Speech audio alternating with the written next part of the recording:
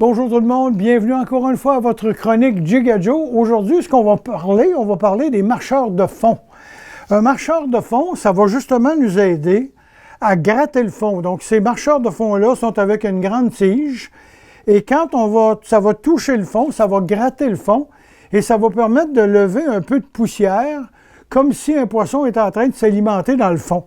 Ça, c'est le premier point. Le deuxième point, c'est d'être capable de diriger notre marcheur de fond à une profondeur d'eau que je vous dirais qui est la thermocline, l'endroit précisément où on va retrouver notre doré, notre brochet, notre truite grise, même la truite mouchetée.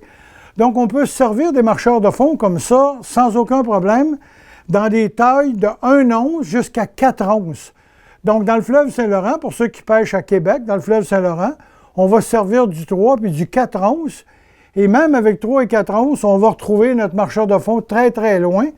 Et avec le marcheur de fond, on va y affubler un hameçon. Donc, soit qu'on lui mette un hameçon de style président, comme on en a parlé avant. Donc, notre offrande va être ici, notre verre va être là. On n'a plus le droit de pêche au mené, bien sûr, donc ça va être notre verre ou notre sangsue. Le marcheur de fond va tenir notre produit directement au bon endroit. Et rappelez-vous qu'il y a différentes couleurs. Donc, chez Jig à Joe, on fait différentes couleurs au niveau des marcheurs de fond pour justement être capable d'atteindre les différentes profondeurs pour que le marcheur de fond soit vu comme attractif. Et on reviendra avec le choix des couleurs et comment se servir des couleurs dans les têtes de jig dans une prochaine chronique. Merci infiniment et à la semaine prochaine.